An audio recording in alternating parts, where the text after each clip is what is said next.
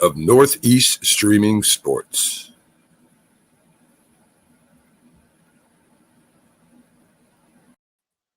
What's up, everybody? We jump Yeah. right into it. It's his Birds Breakdown. And we're a day late because Monday is now a travel day for me because it's going to be really hard for me to get back here in time and when I'm on a plane and trying to do this show on a Monday. So we may have to start doing this show on Tuesdays here. But we are here, with another Birds Breakdown, our third season. And we Yeah. are doing this on Facebook, Twitter, Twitch, and YouTube, along with Northeast Streaming Sports Network. What is up? My main man, El Parcero Philly, in the house. Yes, sir. First off, welcome back. It looked like a great time down in Atlanta. I'm sure those AT aliens treated you with the utmost Southern hospitality that they could have. We're back for another season. I'm excited for another episode of Birds Breakdown. It's crazy. We went from episode 1, the first time you and I never worked together, and we just got thrown right into the fire, going right into it, and it was a lot of fun at Tonic Seafood's sake. And I'm excited for season 2.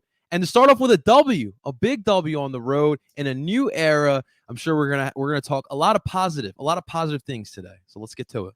Absolutely, absolutely. And we might as well start right off with talking about the quarterback play. Yeah. And my main man, Jalen Hurts, Hurt season. Mr. number 40 on the list of whoever that idiot was that was talking, saying number 40 went 27 for 35, 264 yards, and 3 touchdowns, a passer rating of a 126.4. He was sacked one time. He did rush. He ran also. He ran for another 62 yards. Yes, sir. I tell you, the passes weren't crisp. Mm-hmm. It wasn't like he was throwing dead on spirals, but the ball got where it was supposed to.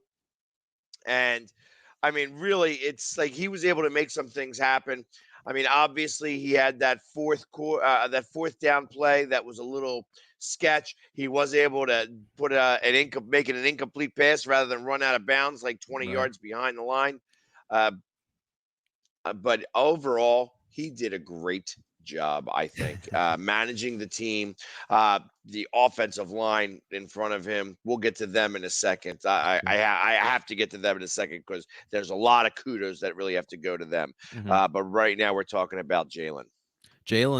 Let me ask you something. How did it feel watching an Eagles offense where you don't have to worry about the quarterback holding on to the ball too long, the quarterback making the wrong throws, the quarterback, just everything, the opposite of what we saw from Carson Wentz, we saw on Sunday from Jalen Hurts. It was a breath of fresh air.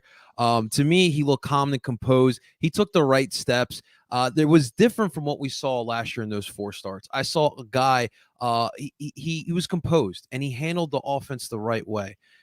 Using his legs to create was another breath of fresh air as well. Like, it's, we did see that a little bit in the beginning with Carson Wentz, but obviously he steered away with it. And I think the injuries did have a part in that. But seeing Jalen Hurts being able to step up in the pocket, roll out when he needed to, making plays on his legs when he needed to, but it wasn't the first thing that he thought about. It was the last option that he had. And having that weapon is really big, especially in today's NFL. The other day I'm watching the Elite Eights with my girlfriend's brother, right? And you see all these kids are able to run the ball as well as have this big arm. And we have someone that could be there for the future. Dare we say, was Howie Roseman not that crazy when we drafted him in the second round? I literally had these thoughts in my head as I was running today. Did Howie Roseman make the right move with that second round pick? But you mentioned the stat line. And to me, I'll say this, it was a great first step. In the first start of your first full season, it was a great first step, but there is work still to be done. I still think that he did not, pick apart the Falcon secondary the way I wanted him to. That has a lot in part to do that I felt like a lot of his weapons did make some big plays. But look, you're going to face off against tougher teams. This stretch that we're going to have here, the first half of the season, it's going to be tough. You got the reigning Super Bowl teams in your schedule the next couple of weeks. Those teams are going to challenge Jalen Hurts, and I want to see the progression as Jalen's able to pick apart defenses with that long ball. So we'll see. But this is definitely that great first step. Absolutely love what we see. He was calmly composed. And the Philly sports guy. Did you buy your Jalen Hurts jersey? Because he's the number 2 selling jersey right now in the NFL. Your Jalen Hurts. It's Hurts season, baby. Yeah, they said that he had the largest jump up from from previous weeks to now. He was the top. He was the top mover, Get your followed Hurts by jersey. number 2. I think number 2 was another rookie that also did pretty well this week. I don't remember which one. Maybe the one from the Patriots, but Maybe.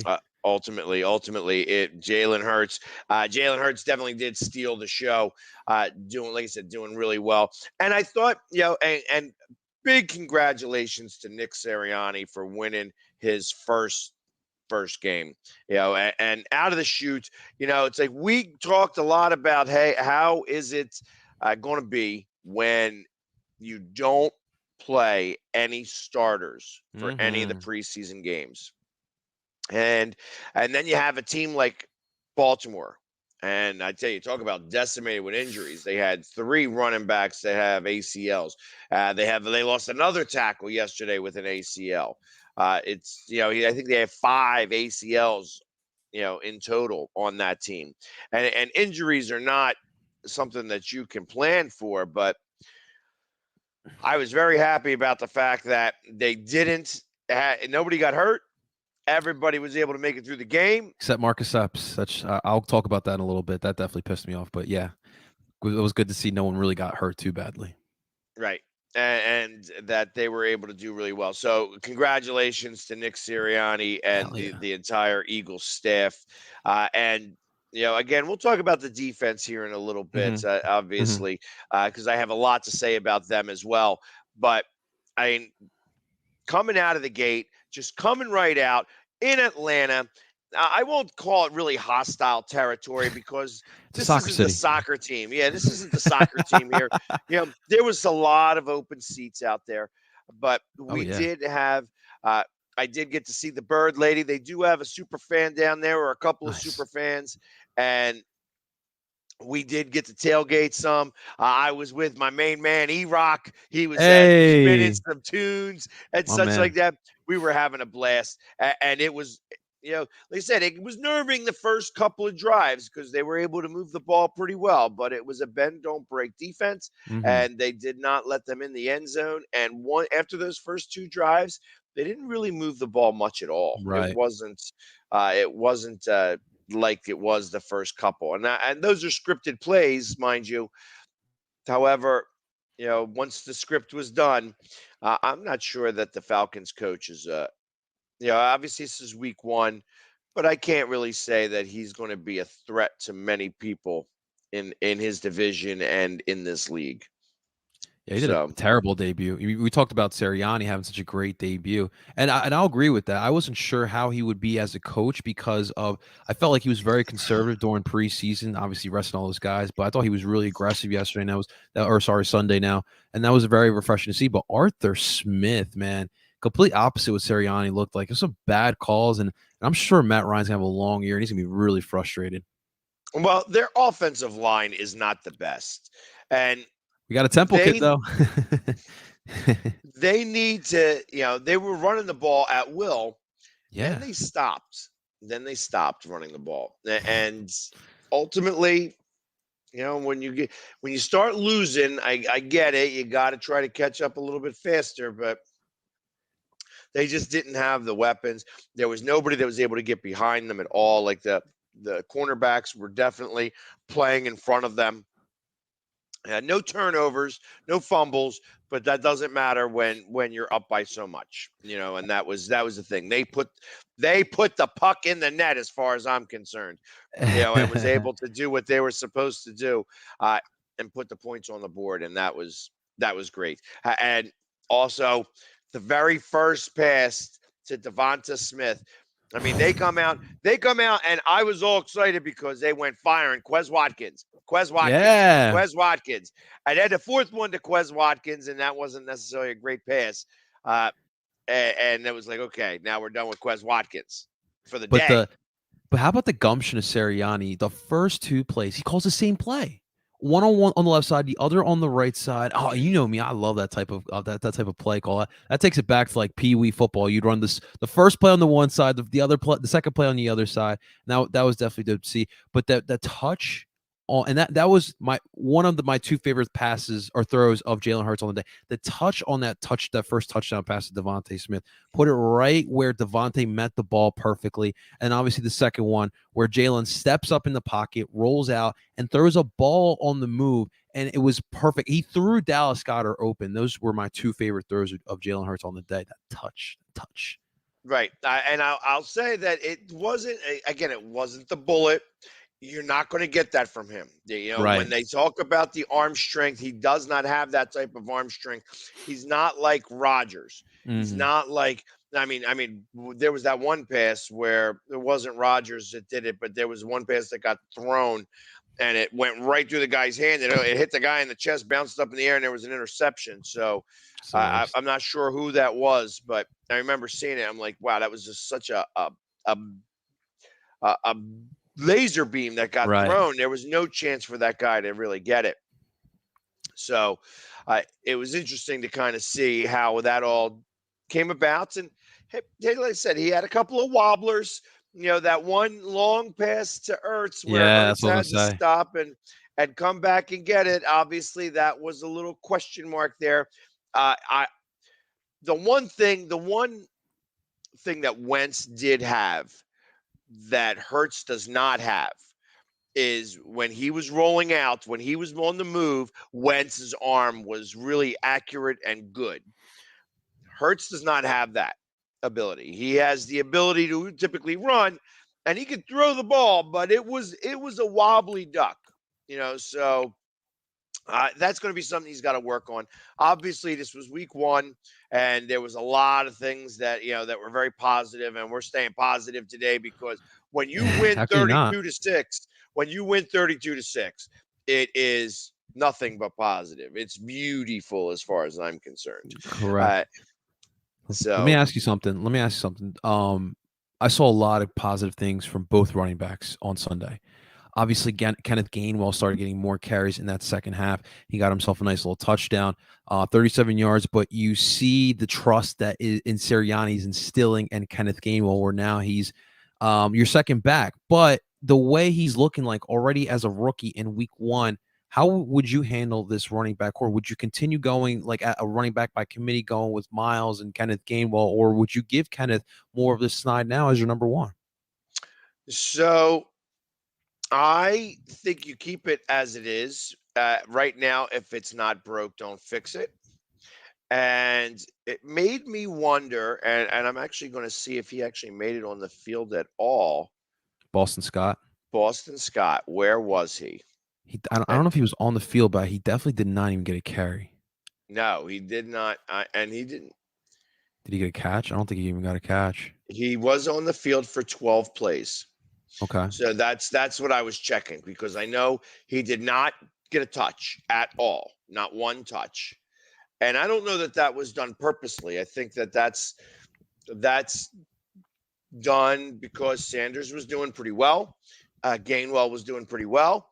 Why use all three? Why bother? Like it's things. Again, if it ain't broke, don't fix it. Don't fix it. Yep. So I agree. I like that. And ultimately, if you're going to do something like that, you're going to be able to keep them fresh longer. Mm-hmm. So, and I expect that's probably going to be a little bit about what happens here. Because I don't know that he looks at Boston Scott and Sanders equally. Right. And the fact that Gainwell got out there for this one here, I feel that with the 49ers looming, that you're going to see more of Boston Scott than you do. And, the other thing I liked was that we saw Quez Watkins back on kickoffs. That was not something that we've seen. Mm-hmm. It's been Hightower typically, or Rager, but there was Watkins a couple of times back there. So I like that. I think that his speed is definitely worthwhile having him back there, because if he gets a break, you're going to be looking at his back, rather than for trying to tackle him because he's just going to blow right past people. And there was one play. It looked to me like Gainwell may have been pulling up to throw the ball. It kind of looked like it was going to be a halfback option pass I'm down. because Quez Watkins was wide open, Mm-hmm. wide open. He did, he like blew past, and the moment that he gave it to Gainwell, you could tell he was a little, and I think it went for 2 yard loss, but you could tell he was like a little funny on what he was trying to do there.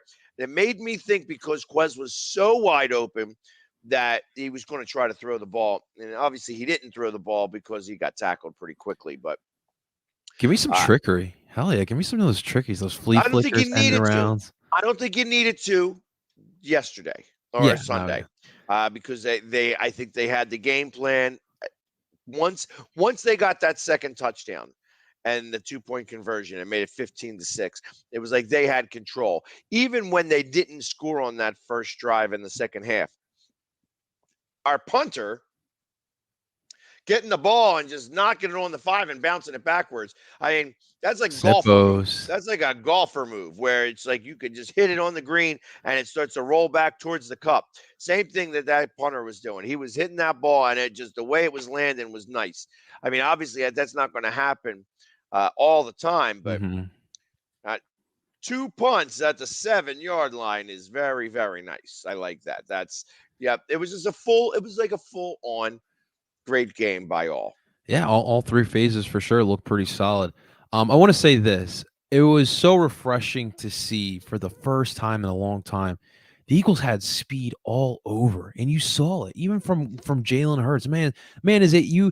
If you over pursue just a little bit, he'll kill you with the legs. And you kind of saw that a little bit on Sunday. We just talked about the running backs, Miles Sanders and Kenneth Gainwell. The fact that Miles had 4 catches, that was pretty reassuring to see as well. Seeing him being active in the passing game because we knew that's been a problem for last season and training camp. You heard the same issues as well. So good to see that he's got that under his belt. And then with these wide receivers, man, the three-headed monster you can say right now with Devontae Smith, you got Jalen Reagor and Quez Watkins. All of those guys, you saw the speed there, and that is so refreshing to see that there's an Eagles offense that has speed on the field. It's going to be tough to stop you. And when you saw them use that hurry up every once so often. And I really want them to sprinkle that into the offensive game plan here and there, because when you're talking about the speed that the Eagles have, use that hurry up offense, make that defense tired, and they're not going to last very long. So that's definitely been the refreshing thing to see with the Eagles in 2021. And huge kudos to the offensive line. I'm going to start with the bad first. Please. Say Amalu. It was like I can't tell if he was too busy paying attention to Brooks touch Kelsey's butt, or just but it seemed like he was jumping off sides every other play. It's like, I know that you're trying to get a leg up somewhere, but you got a guy next to you who's making a lot more money now and was really excited about it because he was flattening people. I watched one Baldy put something out there and literally where it was like he showed Lane Johnson first and he just kind of pancaked the tap, that tackle. And then you had Mailata on his side and he pancaked that tackle. And you had both the tackles on the ground. He's like, that's a beautiful thing. That's a thing of beauty. Take a picture of that because that was just amazing. And then Mailata on that one crushing block that everybody saw. It was posted everywhere where he just destroyed that guy. That's awesome. I can't wait to see that when he does real pulls. When he gets to pull and he gets in open field and he gets to just start to move people, that's going to be amazing to watch. To me, I'm excited.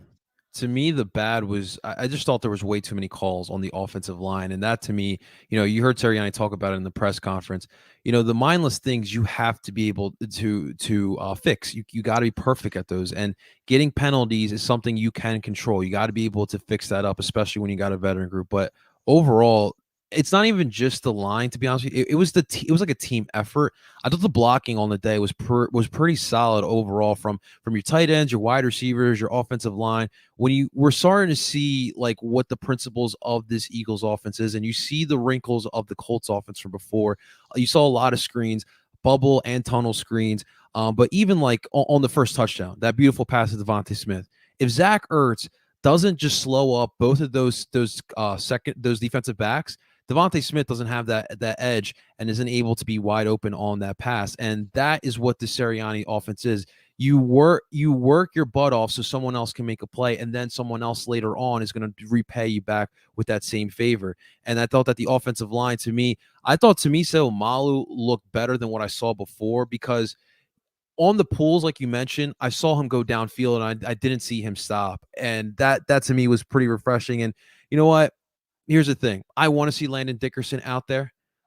But the thing is if Landon Dickerson is the future for the center, I would rather see him wait there. There's no rush with Landon Dickerson right now. This 5, if they could stay healthy, that's the other issue. Remember, especially that right side of the offensive line. You know me, I love those guys dearly, but I don't know if they can play a full 17-game season now. So it's good to have that depth. And I love the principle. How about J.J. Arcega-Whiteside? You know what?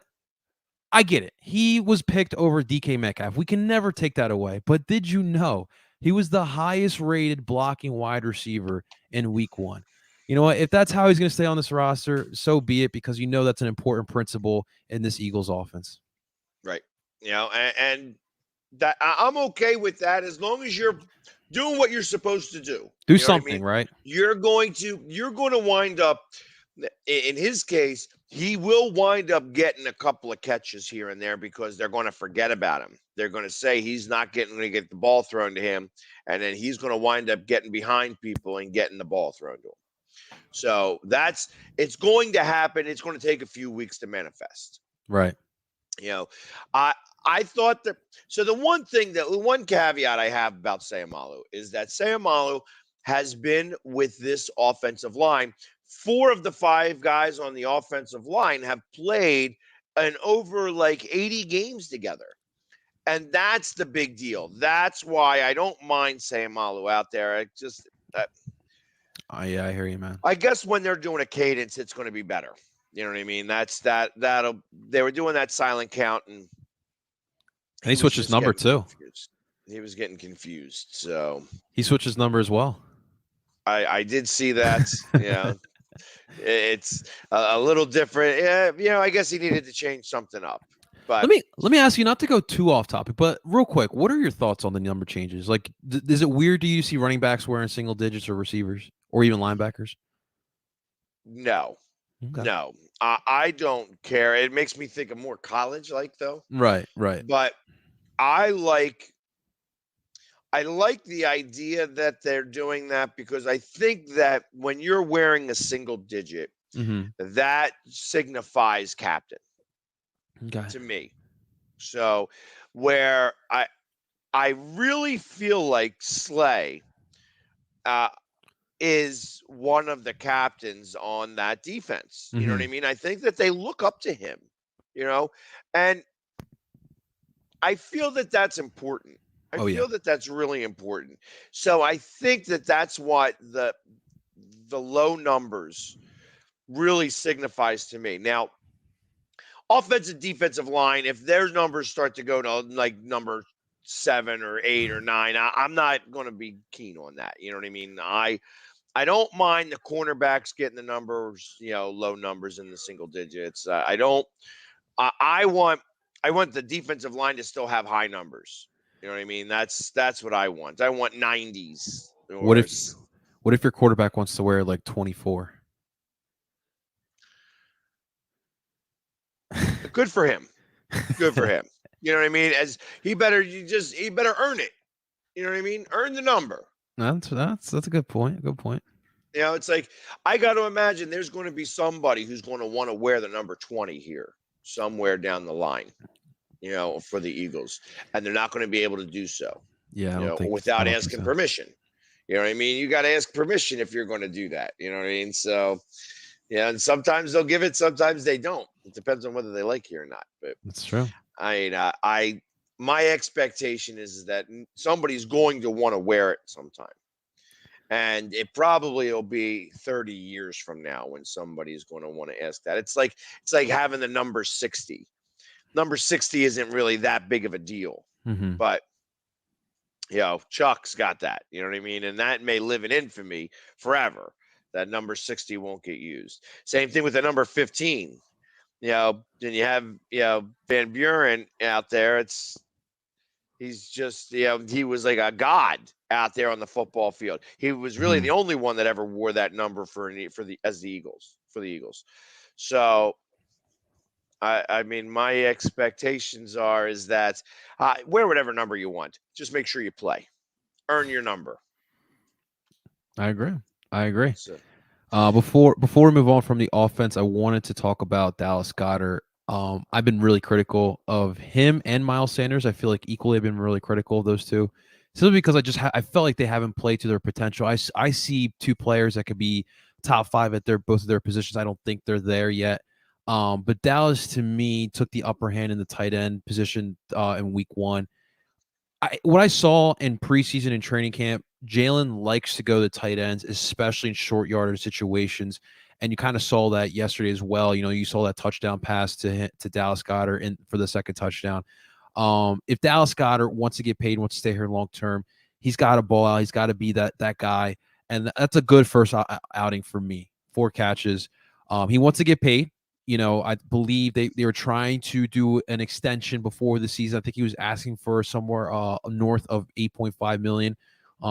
So if he wants to get paid, you got to ball out. I told you that for me with tight ends, whoever the Eagles decide to move on with in 2022 between Dallas and Zach, it depends on their play in this season, and we'll see. Dallas to me's got the upper hand. Well, Ertz did get a little dinged up in this game. That's right. So I can imagine that was probably the other reason. I don't have anything bad to say about Dallas Goedert this week. I do have a question mark in my head on the third down call where they threw that out. It was like a quick out pattern to Dallas Goedert, and I guess he came slow out of the route. Mm-hmm. Or it got thrown way too fast so that when he turned around, it was already past him. So he's like, it was just whatever it was. And I'll be honest, I said that should have been a running play. They've run the ball really well. Run it again. Right. Just get those 2 yards. And then they went for it on 4th down and they didn't get it, and ran the ball. Mm-hmm. And I thought that those plays should have maybe been switched. Okay. For 3rd down, they should have ran the ball. 4th down, they could have passed the ball. So ultimately, and I think that was part of the rookie coach.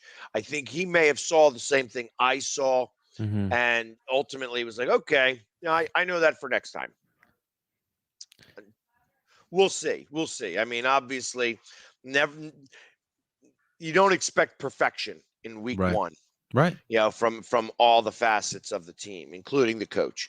So that was part of what one of the things that I had seen. I liked him being aggressive on 4th down, even though he didn't make either one of those calls.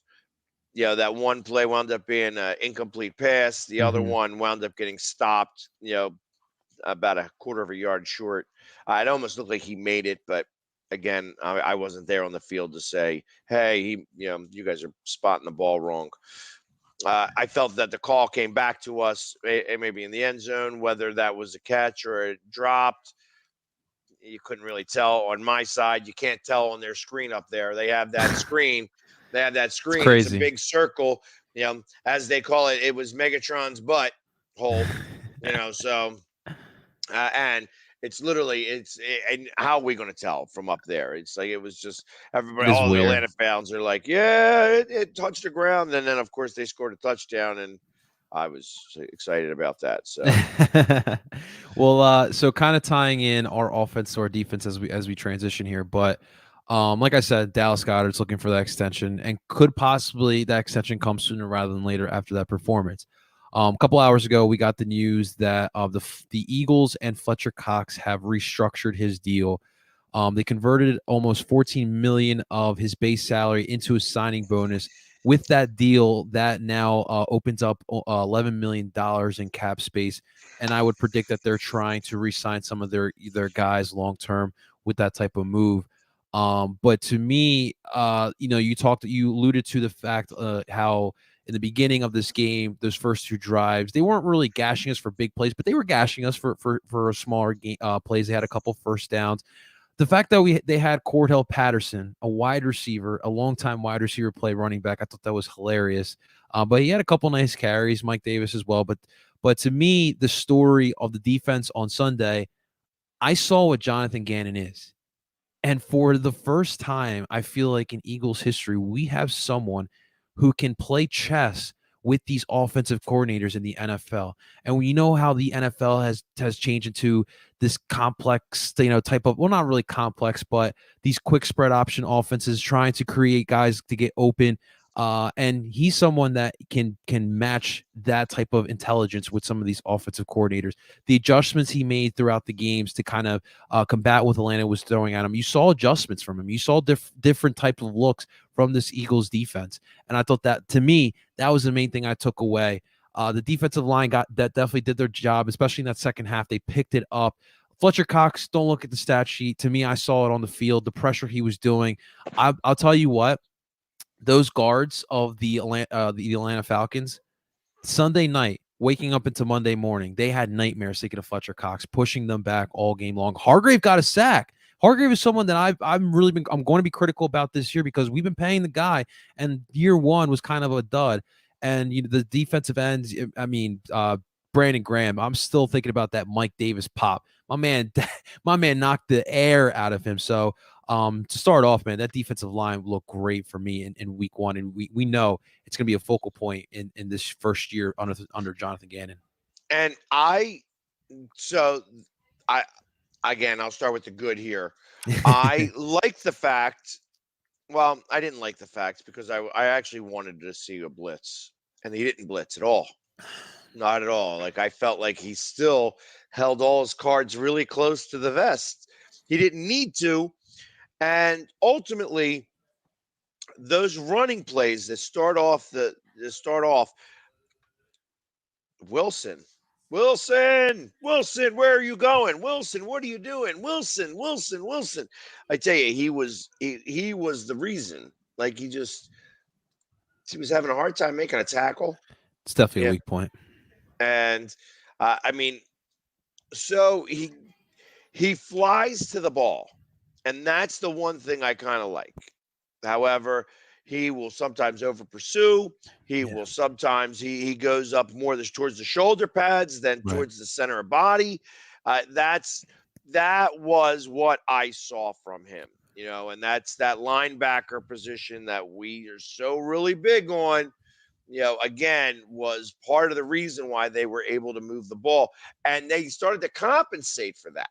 Mm-hmm. They started to compensate for the fact that you saw Slay in on a lot of tackles, which I felt was a little odd, but I think that Slay was compensating for the linebacker, for Wilson specifically, because Wilson over pursued a lot, and that is a little bit, from what I was listening to today, was a little bit of his MO. And you saw Anthony Harris come up a lot playing in the box throughout the game as well, in that type of role too. Right. Because ultimately, I think they needed to protect that center of the field. They did not, last year we saw it all season long. The center of the field just get crushed, and they were doing whatever they could to protect that area. And I like that. And it's like they knew that they weren't getting close to, right. Close to the quarterback, and even though they weren't getting any interceptions and they only got 3 sacks, I mean, obviously Hargrave got 2 of them. Yeah, man. So he had 2 sacks. on the day. I I don't think, I have to go as far as to say that I don't think that Matty Ice, it may be the wind down of his career this year. Oh man, that was definitely a mistake by Atlanta. Yeah, it's like he's just not, you know, they talked about maybe getting a quarterback for the draft and they didn't do it. And I think that they're going to learn to regret. And just to give you his numbers, I mean, he went 21 for 35 for 164 That's the yards, crazy part. 3 sacks, and he had a rating of 71.6. So he did not have a very good day. And yeah, Pitts was targeted a lot. 8 Ridley was targets. targeted a lot.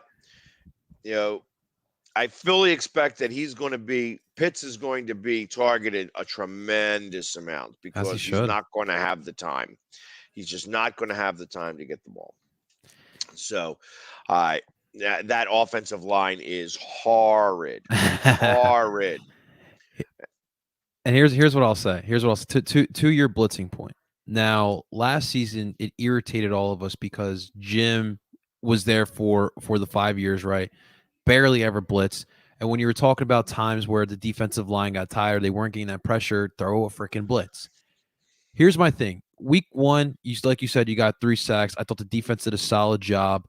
But this defensive line between Hargrave, Cox, and Brandon Graham is making a significant amount of money. That defensive line needs to get that push.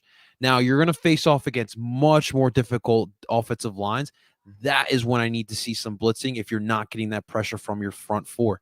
Right now, you're still seeing a lot of the personnel from the Jim Schwartz era that Jonathan Gannon has to kind of work with that.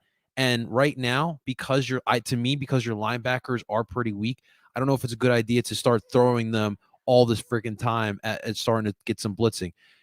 Yes, we can throw different things when we need to. Linebacker blitz.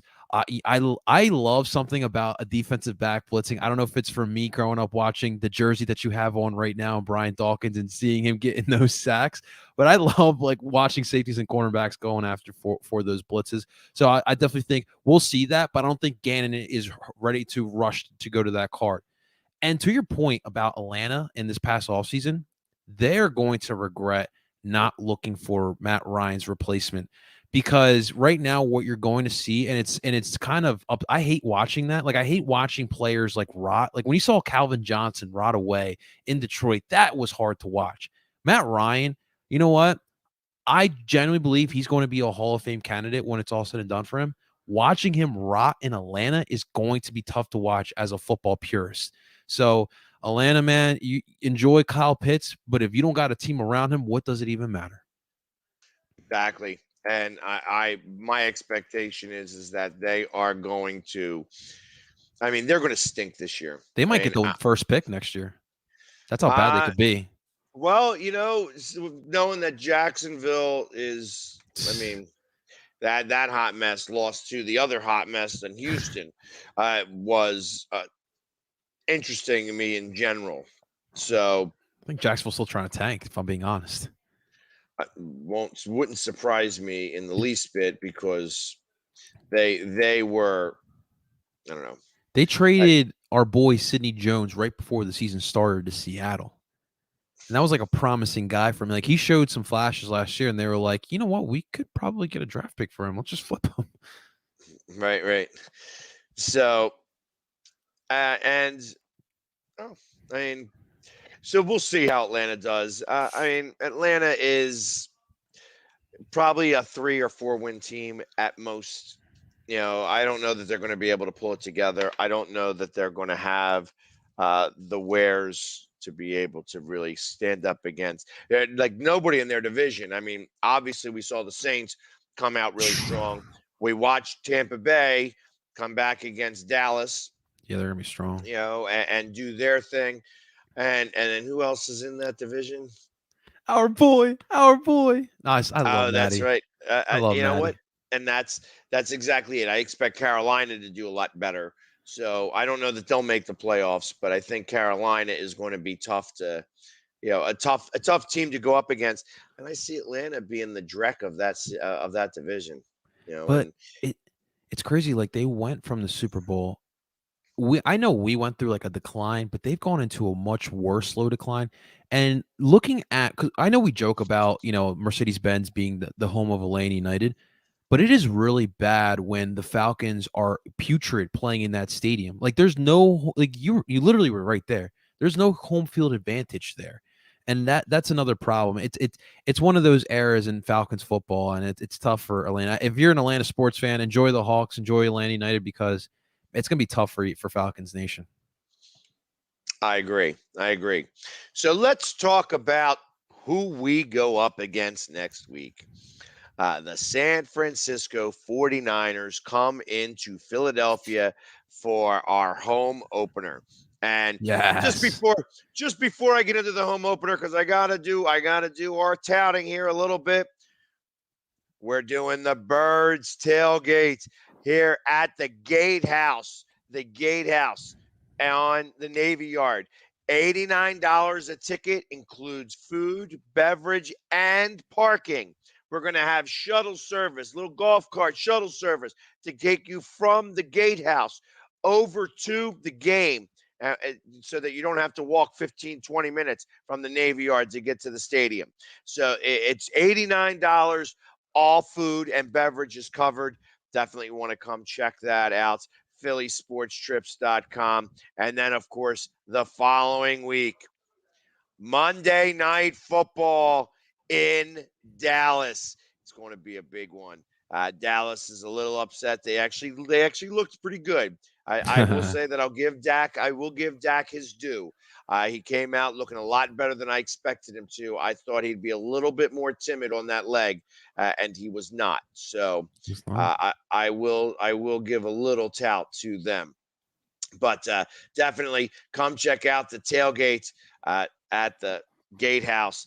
And like I said, you're going to see us there. I heard a little rumor. There's a little rumor floating around that Brian Westbrook may also be attending my tailgate. So you definitely want to come see the Philly sports guy with his very first tailgate with Philly Sports Trips. And that's where we're doing it at the Gatehouse in the Navy Yard. You have to go to PhillySportsTrips.com to get the tickets. Can I just ask, please don't tackle him this time? I don't think Brian can handle it at this age. Yeah, I don't know if I can handle it at this age, tackling him. So we were both a lot younger back then. That was back in 2003. That's where that jersey came from. Yes, sir. And I did get to tell him that story, which was an amazing story back in the day. He's a great dude. And he kind of remembered it. He's like, I do remember that type of thing happening. So, but it was just, again, that was eons ago. And I remember just like it was yesterday. But anyways, the 49ers went up against the Lions, who also could be considered as part dreck in this league. Yeah. And they almost let it slip. Well, they didn't really let it slip. The score was I'm not even going to tell you the score, because we think of this score in a much different way than everybody else. Doesn't do it justice. Exactly. So it was the same score as Super Bowl 52. So I'm just going to leave it like that. However, they gave up a tremendous amount of first downs. It was San Francisco gave up 31 first downs, although the Lions were only 4 for 15 on third down efficiency, 430 yards. 314 yards passing. I know a lot of that was in the catch up, but it still happened. 115 yards, 116 yards rushing. The 49ers are not the Super Bowl team from a couple years ago. That's true. So, obviously they do have some good guys on that defensive line. Mm-hmm. And the offensive line is going to be tested a lot more this week than it was last week. So I fully expect that they are going to be a little bit more. We're going to get to see if Jordan Mailata can earn that money, because I know that they're going to test him. That's going to be a really big deal. He's going to be tested. They're going to give him tons of stunts, tons of different blitz options, packages, lots of different looks. And it's going to be hard. It's going to be tough to try to read. I mean, that's going to be for Hurts and Mailata and that side of the line. It's going to be very interesting to watch how that works. They do things a lot differently over there. Garoppolo actually had a pretty good game, threw for over 300 yards. I think it was like 314 yards. They did get Trey Lance in there for one pass. Their rushing was Eli Mitchell, ran for 104 yards on 19 carries. Deebo Samuel, 9 receptions, 189 yards, 1 touchdown. They got some receivers, some good young ones. And then, of course, Kittle only had 4 receptions for 78 yards. So they actually have a number of different things. Did Ayuk play? Brandon Ayuk? Ayuk was hurt, I thought. Was he hurt? Okay. Yeah, I think he was hurt. He doesn't show any stats here. Okay. And Mostert is also hurt. Yeah, season-ending injury I saw. Season-ending surgery I saw he got today.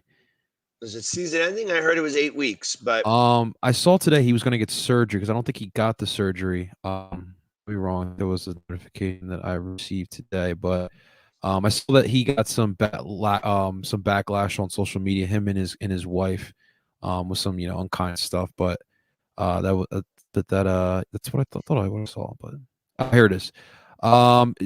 Mozart posts on social media that he will undergo season-ending knee surgery, and that was an hour ago. Oh, okay. So more recently. So we're getting up to the moment things here. So obviously Mostert's not going to be in, but the other guy did run for 100 yards. So obviously they got somebody who's going to be able to do it. Eli Mitchell is a little bit more of a stud than I guess they originally thought. And like I said, Deebo Samuel is their big receiver. Of course, George Kittle is good. They got Mohamed Sanu, who only got 1 catch in the game. So that's and then I think they sacked Goff 3 times. Okay. That is correct. They sacked him 3 times. So it's they lost the time of possession. I mean, Detroit had the ball longer and such. So it's interesting to me. Obviously, the score is what it is. You can't really help that. And I saw that there was probably a couple of big plays during that. I think this is going to be an interesting test, early season test. Right. You get them here. It's a 1:00 game. That means it's 10:00 their time that they get to play this game. And it's going to, that benefits us. I think that helps us in a big, big way. So I wouldn't surprise me if the Eagles happen to catch them a little bit better than what they normally would. Like that's kind of what my expectations are. I think that they are going to have a similar game plan that like we said last week, that we want them to run the ball so that they could do the play action. It didn't quite start that way. They passed, then ran. But ultimately, I feel like that they did have a running game plan, and they stuck with it all game long. Obviously, in the second half, it was more to wind them down, get them beat. I fully expect that they're going to need to do that a little bit more. They're going to have to go around the corners because that center of that line, of the 49ers line, is stacked there. It's similar to the Eagles. So they actually have a lot of girth in that center of the line, and will definitely try to stop any of the run game from that point. So they're going to have to get around the edges and start to do those types of things. But I fully expect I thought that the Eagles were going to start 3-0. I'm not changing from that. I think that they still will go 3-0. I think this is going to be a close game. I think it's going to be a hard-fought game. I fully expect we'll see our first blitz in about 5, since the Super Bowl. And I have the Eagles winning this game 27-25. Oh my God. Okay. Look, straight up. I mean, you kind of laid it out there. This is a winnable game. It is straight up a winnable game. What I think I'm looking more to is seeing how Sirianni keeps these guys even keeled. I mean, before week 1, there was no expectation. Everyone had these low expectations for the Philadelphia Eagles, and they showed out and they took care of a bad team. Now, I want to make sure that these guys don't have their heads too big. I saw a lot of celebration, and they should definitely celebrate. That was their first win as a unit under the Nick Sirianni era. But now you got to go up and you got to play against a team that's definitely better than the Atlanta Falcons. You will be at home. San Francisco's going to travel cross country. That's a tough schedule for San Francisco. 2 straight away games to start off the season. I don't know who they play in week 3, but still two away games to start the season is definitely tough. So they're going to be in here. To me, one of the factors, and you're part of it as well, the home crowd needs to be wild. It's the home opener in a new era after a win. That is going to be a factor. You gotta make that place loud. Make it feel like the vet, So that definitely is going to be a factor within this game. Offensively wise, I agree with you. You got to get that running game going. I mean, you saw what the Lions were able to do a little bit there. You got to be able to run that ball. If the running game is prevalent for this Eagles offense, it should make a life easier for Jalen Hurts because he's able to play his game. And that to me is what we're going to see. I think we're going to see a lot more of the same stuff that we saw against Atlanta, and I think you just have to find those weaknesses for the San Francisco 49ers. Throw those small stuff, that short stuff that we saw, get the yak. It's clear that is a big part of this Eagles offense. Defensively is where I'm more concerned about. I want to see what this defense can do in week 2. I talked about how Jonathan Gannon has done a great job so far of making adjustments within games. He seems like he's got a good head on his shoulder, and we need to see that in week 2. We know what the weakness is with this Eagles defense. It is that linebacking core. And when you're talking about Shanahan's zone offense, it's like you said, it's a lot of running, a lot of shifting, a lot of pulls, a lot of just going right at it at the linebackers. There's going to be a lot of play action plays, a lot of rollouts, putting those linebackers on skates. So they're going to try to attack that. So we'll see how Jonathan Gannon is able to scheme up to kind of, disguise that weakness that we have. I know it's going to be tough, but you know what? And I will say Eric Wilson is a veteran linebacker. I expect him to step up and have a bounce back game in week 2. This isn't Nate Gary that we're talking about. This is an actual veteran NFL linebacker. So I expect him to kind of step up as well. But we saw what the Atlanta Falcons did in the first half in week 1. They were running with you on Cordell Patterson. And this is a much better running game that the San Francisco has. I want to see this run defense step it up and don't allow big gash plays to happen. So I agree with you. It's going to be a winnable game. It's going to be a great environment down in South Philly. I'm excited to watch the Birds at this high flying offense in the link. That's really what I want to see. It's going to come down to the wire. It's going to be a close one. And I think that the Eagles are going to come out victorious here. I think I'm going to go 27-24. I know you said 27-25, but I'm going 27-24. And one more point before I move on. I don't like this whole 2 QB system that we're seeing in the NFL. I really don't. It reminds me of college. Like we saw it here last year with Carson Wentz and Jalen Hurts. Get your quarterback and stick to him. Bad teams do the two QB system. And at the end of the day, the Niners eventually at some point this season, the Niners are going to have to ask themselves, who are we going with in 2022? Is it Jimmy G or is it Trey Lance? You got to make that decision. Well, and I think ultimately Jimmy G makes the cut. Obviously, he had a really good game. Let me see what his stats were. Threw for a lot, right? Threw a lot of yards. 314 yards, I thought. I don't have a 17 for 25 for 314, 1 touchdown. So he only threw for 1 touchdown. They rushed, I guess, for. But that's crazy to think too, because he literally less than 2 years ago, he was in a Super Bowl where 10 minutes left in that Super Bowl, he had the lead, and now we're talking about potentially the Niners moving on from him eventually. That's crazy to think. I think he still has something left. I think he's a solid arm in this league. But the Niners clearly see something that we don't. And the injuries is also a problem too, right? We saw that with Carson Wentz too. So if you can't say durable, teams have a tough time committing to you. Right. So, But ultimately, I mean, he's got a good pedigree. He does have a Right. couple of Super Bowl rings, even as a backup. You know what I mean? Right. That's still a big deal because Exactly. you know, somebody's got to hold that clipboard. It was him. You know what I mean? And he was supposed to be the heir apparent, and Brady said no, thank you. So, but yes, although I hear you about Jalen Hurts and Trey Lance could be a great matchup. We're not going to see that. Right. We're definitely not going to see that. It's obviously uh, Garoppolo had a good enough game to keep the starting position, even though Trey Lance did throw a touchdown pass for 5 yards. He only threw one pass, touchdown, 5 yards. That was the end of that.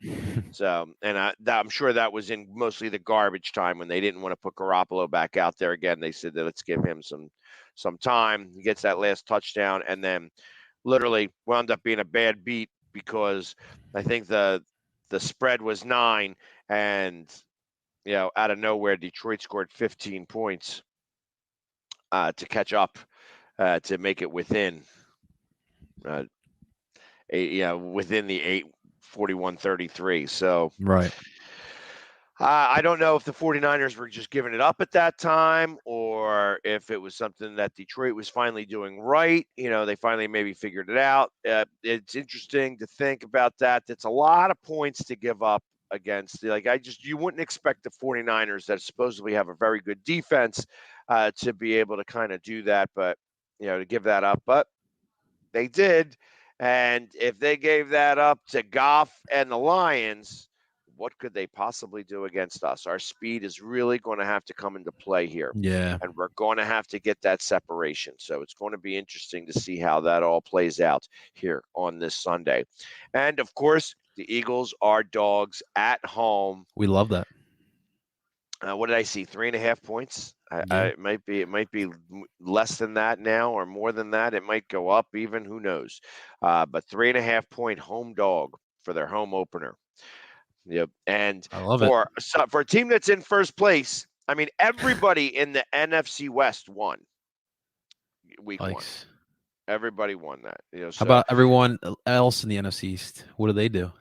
well, they all lost. Actually, every team in the West, every team, NFC West, AFC West, all won. Everybody who plays in a West division is 1-0. And it's that, they said it was like, it's not since like 1968 that one division actually won all their games to start off a season, and now it happened twice in the same season. So, but literally everybody in the West is 1-0. Of course, out of all the teams that had tough, the 49ers did not have it so tough against the Detroit Lions. So it might be one of those times where we finally get to see what Deuce Staley. I mean, Deuce Staley is up there in Detroit, so we're going to see him Running around backs Halloween. coach. Yeah, Yeah, man. we'll see him around Halloween, but And we'll see if that's any better. Another good note for Eagles fans: Carson Wentz did play all of his snaps, so we're on our way, guys. We're on our way. Yep, and sacked like 5 times from holding the ball too long. So, but the offensive line, why is it playing so bad? This is literally what they were asking themselves. It's like, you weren't in Philadelphia last year. It's not really your offensive line all the time. yeah, exactly. So, and we'll see. The Giants looked. Oh my God. They looked bad. But Daniel Jones is a franchise quarterback. Yeah, well, he's franchise somewhere, And the only thing I do have to say, I mean, obviously Monday Night Football game was a great game. Mhm. Thursday Night Football, throughout my entire life of watching Tom Brady, I maybe saw like 1 or 2 commercials that he was in. Yeah. Did it not seem that Thursday night was every commercial? Yeah. That Subway commercial where he got the I'm like, are you kidding me? That looks so retarded. But I don't even know if I'm supposed to use that word. But anyways, I mean, it just looks so ridiculous that I'm like, and he looked like he was in every commercial. Every commercial. All of a sudden, he's getting paid a lot of money. So, doing all those ads and commercials and stuff like that. Well, people people forget he took a lot of discounts in all those years in New England so they can build a complete team for him. And now he's just trying to get paid, and you can't blame him. Yeah, he took a discount this year too, so just so that he could get everybody in. But anyways, thank you very much, everybody, Yeah. for watching us. It's our third season. It's the third season of the Birds Breakdown, and we're going to be back doing it again next Monday at 7 o'clock. It won't be a Tuesday; it'll be on Monday because I won't have to travel next week. It'll be a lot more fun, and you will catch me and El Parcero, Philly, back Yeah. here doing this. We're going to rerun this at 7 o'clock tonight, so that you can come back and watch it again if you'd like. But in the meantime, go Birds, and Yeah. we'll see you on Sunday. Go Birds. Yeah.